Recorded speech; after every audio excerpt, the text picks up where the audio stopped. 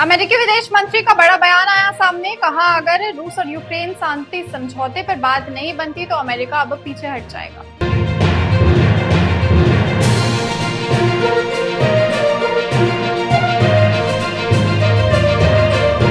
नमस्कार, मैं प्रिया अंकित सिंह और आप देख रहे हैं द एसबी प्रेस। अमेरिकी राष्ट्रपति डोनाल्ड ट्रंप ने सत्ता में आने के बाद एक से बढ़कर एक फैसले लिए हैं, जिससे बहुत सारे देशों को नुकसान भी हुआ है। साथ ही आपको बता दें कि रूस और यूक्रेन का जो युद्ध चल रहा था उसे भी समाप्त करने की ट्रंप ने बहुत कोशिशें की।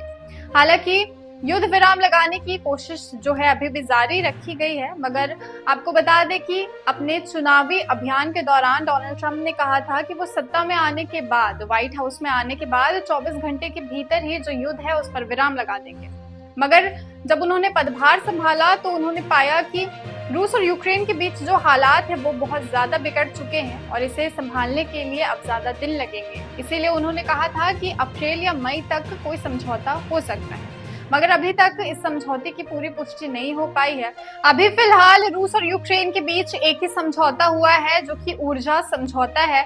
आपको बता दें कि इस समझौते के तहत दोनों पक्ष और दोनों देश एक दूसरे के ऊर्जा संगठनों पर हमला नहीं करेंगे। हालांकि इससे ये साफ नहीं हुआ कि युद्ध विराम लग चुका है दोनों देशों के बीच में।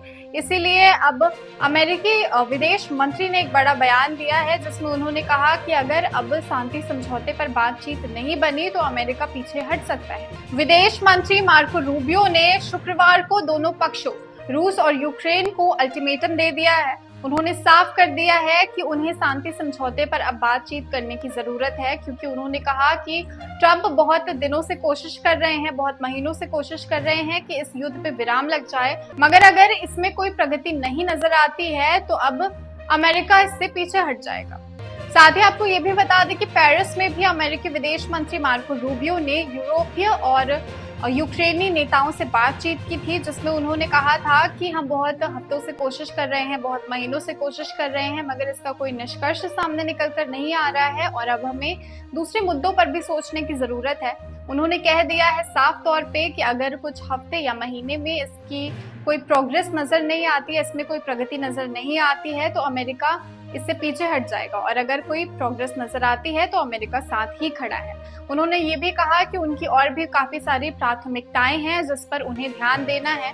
वो सिर्फ इसी समझौते के पीछे अपना पूरा समय बर्बाद नहीं कर सकती। साथ ही मार्को रूबियो ने यह भी कहा कि ट्रंप अभी भी इस समझौते के साथ ही है और इसमें रुचि रखते हैं, मगर अगर इसमें कोई प्रगति नजर नहीं आएगी तो वो समझौते से पीछे हट जाएंगे और दूसरी चीजों पर ध्यान देना चालू कर देंगे। आपको बता दें कि अमेरिकी राष्ट्रपति डोनाल्ड ट्रंप ने बहुत सारी कोशिशें की इस युद्ध को रुकवाने के लिए और वो इस पे रुचि रखते हैं, और उन कोशिशों से जो देश की उम्मीद थी कहीं ना कहीं कि ये युद्ध रुक जाएगा वो जाग गई थी।